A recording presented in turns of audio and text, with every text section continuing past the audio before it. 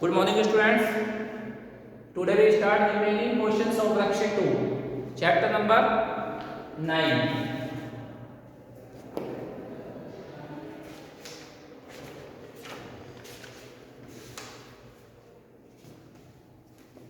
देखिए बेटा चैप्टर 9 के remaining questions.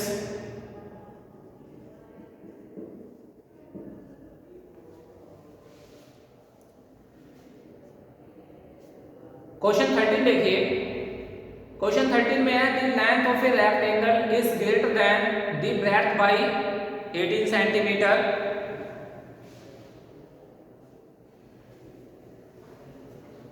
The length of a rectangle is greater than the breadth by 18 centimetre.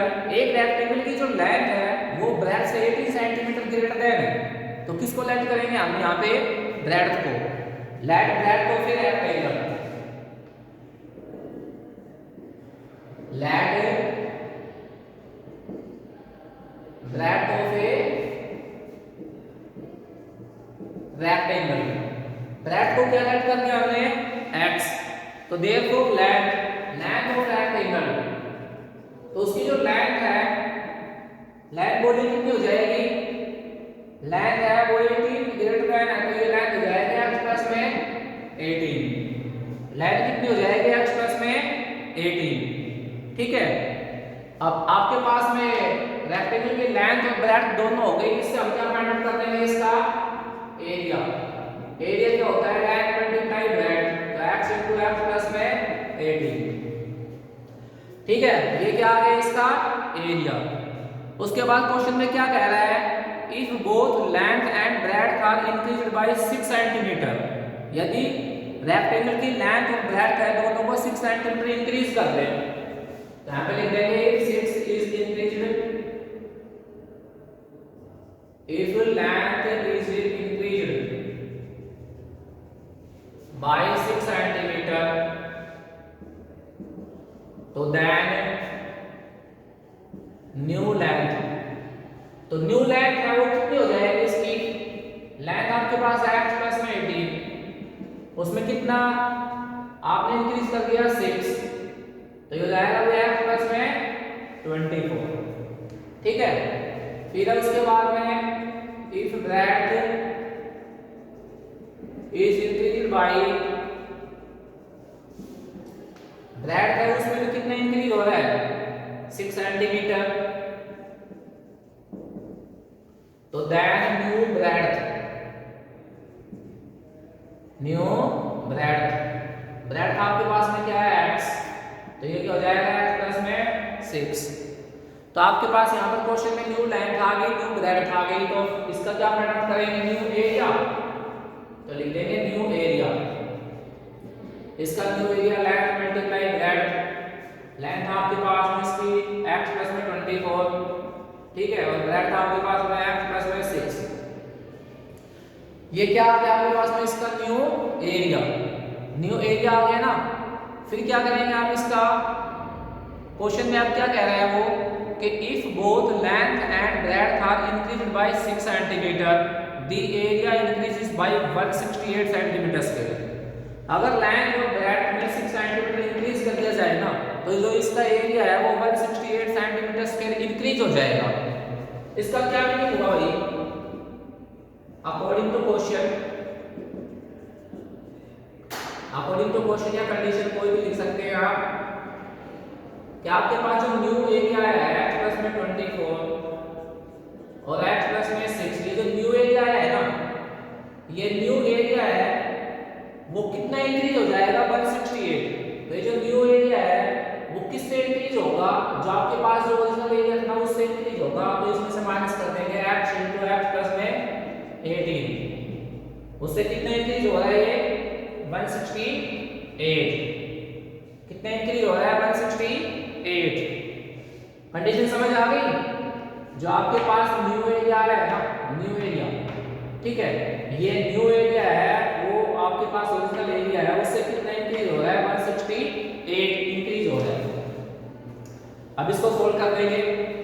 x multiply x क्या हो जाएगा? x के, और x मल्टीप्लाई 6 कितने जाएंगे? 6x प्लस में 24x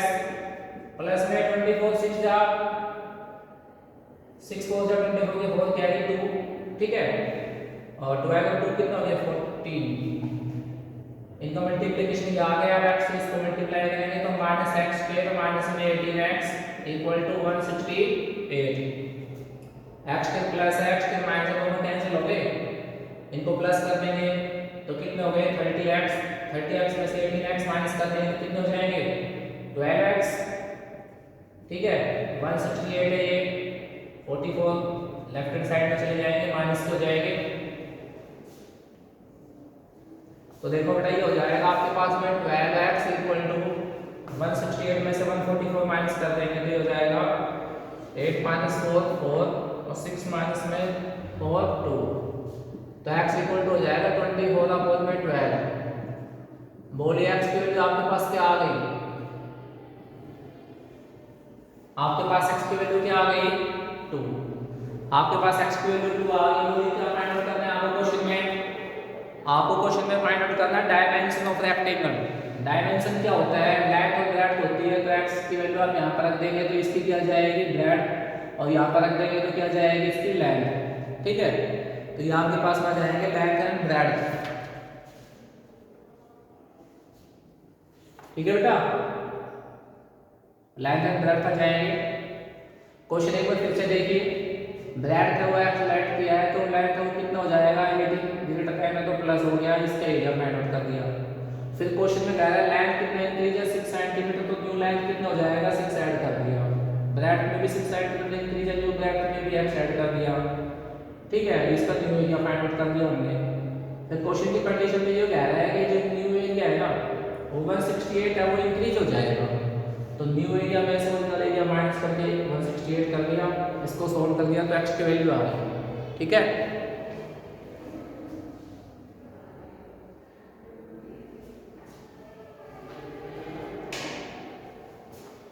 नेक्स्ट क्वेश्चन देखिए,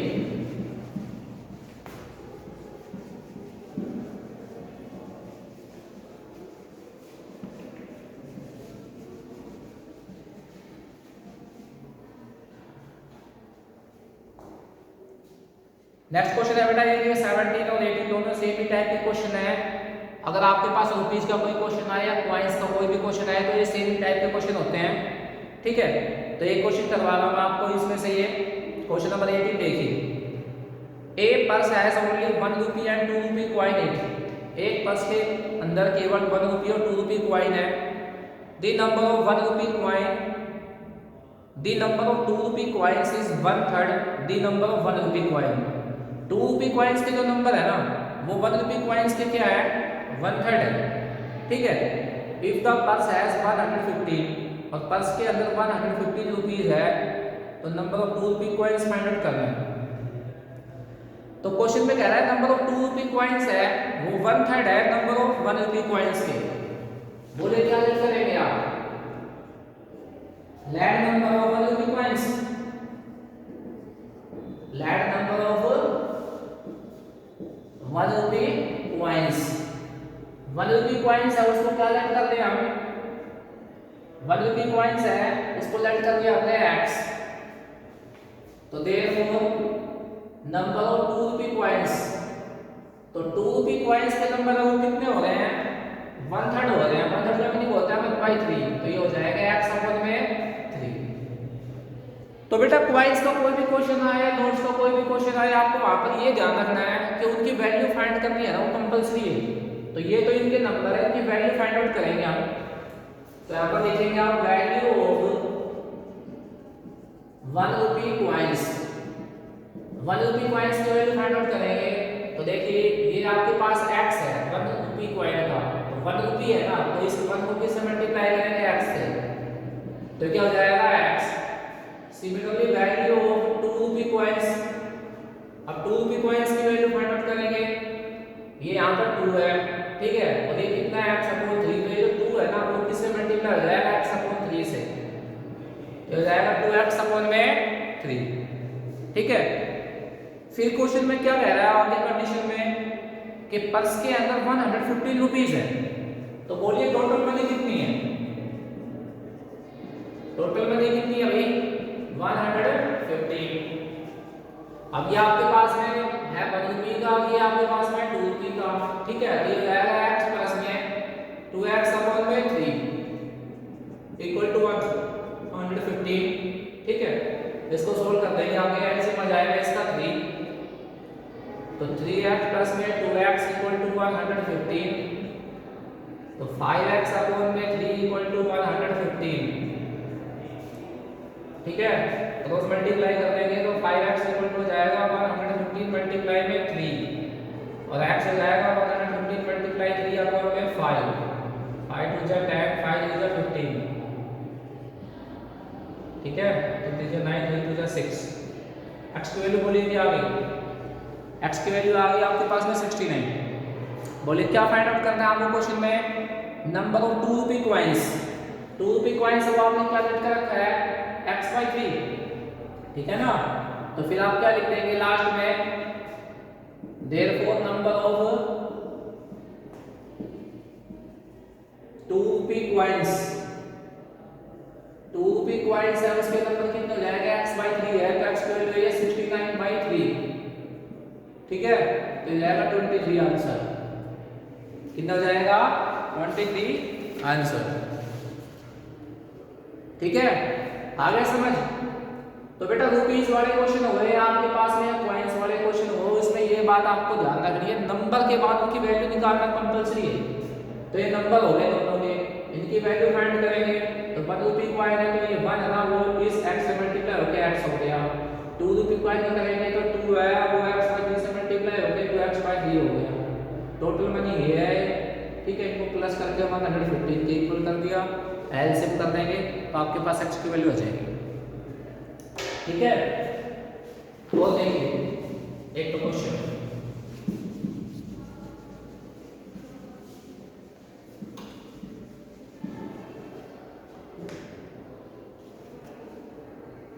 एक क्वेश्चन देखिए बेटा आपके पास में, ये क्वेश्चन नंबर 15 है। Difference between 2 positive integers is 30। 2 positive integers का डिफरेंस कितना है 30 है। Ratio of these integers is 2 ratio 5 है। तो find the integers, integers find out करने हैं। तो यहाँ पे आपके क्वेश्चन में क्या गिवन है, 2 इंटीजर्स का रेशियो गिवन है। तो लेट कर देंगे, let these integers are, let these integers are 2x and 5x। Ratio में कोई भी चीज है तो उसको सेम अल्फाबेट के साथ लेट कर दिया, तो आप तो मैंने 2x and 5x लेट कर दिया। क्वेश्चन में क्या गिवन है बोलिए, क्वेश्चन में गिवन है difference between 2 positive integers. 2 positive integers है, ठीक है। इसका डिफरेंस कितना गिवन है 30। कितना डिफरेंस है इसका 30। तो ये हो जाएगा भाई 5x माइनस में 2x इक्वल टू 30, ठीक है। सोल्व कर देंगे 3x इक्वल टू 30 और x इक्वल टू कितना हो जाएगा 30/3। क्या आ गई x की वैल्यू 10, x की वैल्यू 10 आ गई। आपको क्या फाइंड आउट करना है इंटीजर्स। इंटीजर्स आपके पास में ये है 2x और 5x, को यहां पर रख देंगे। therefore these integers are 2x 2 multiply 10 and 5 multiply 10, तो ये हो जाएगा 20 and 50, ठीक है। 20 and 50 हो गया क्लियर।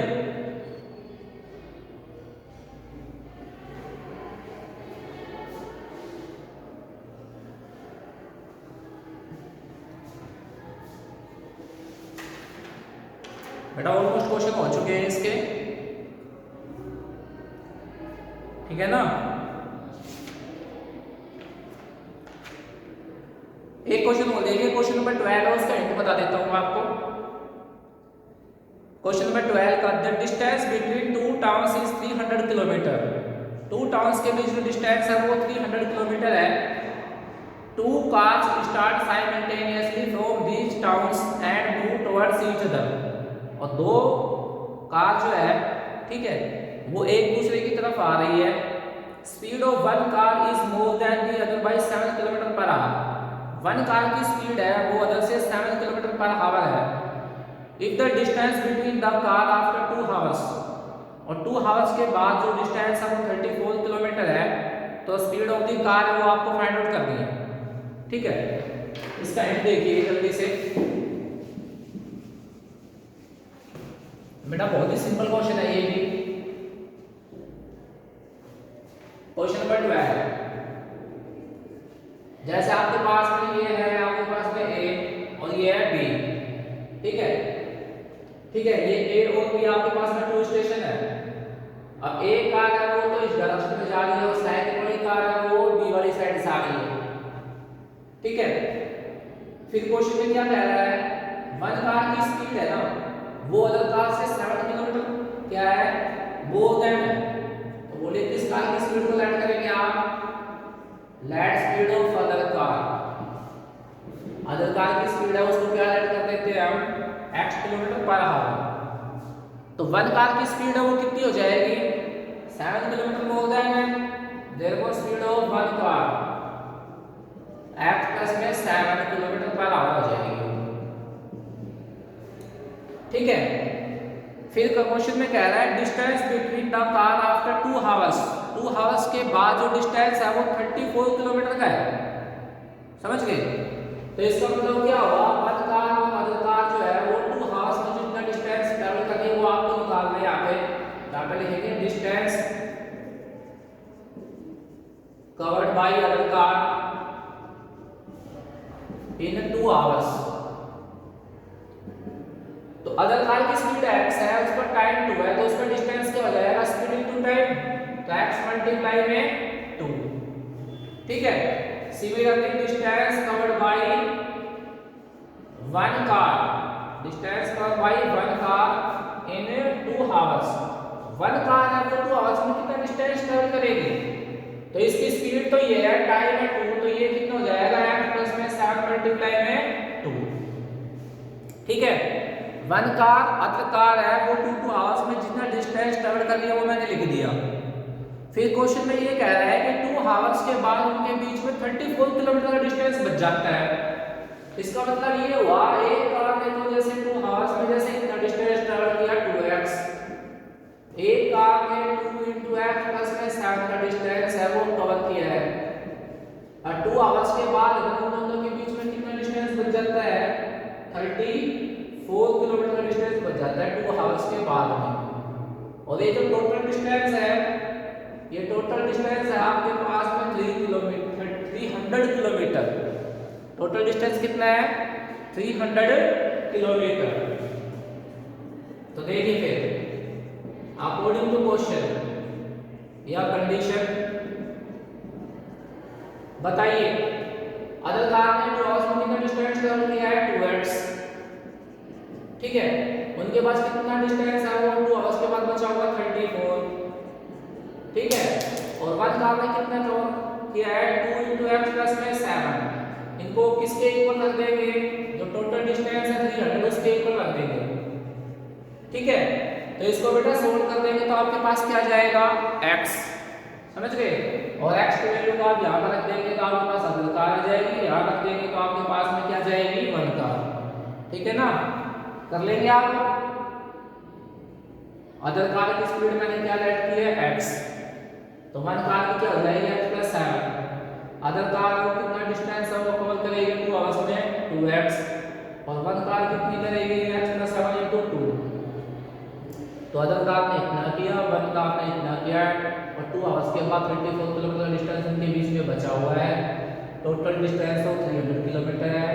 तो कंडीशन हो गई 2x प्लस में 34 प्लस 2 × x प्लस 7 = 300। ठीक है, तो बेटा ये क्वेश्चंस जो है मैंने ऑलमोस्ट जितने भी डिफरेंट टाइप्स के थे वो सभी करवा दिए हैं। ठीक है, अब ये साइकिल लेक्चर कंप्लीट हो गई, इसे आप ट्राई कीजिए, कोई प्रॉब्लम आए तो कांटेक्ट कीजिए। ठीक है।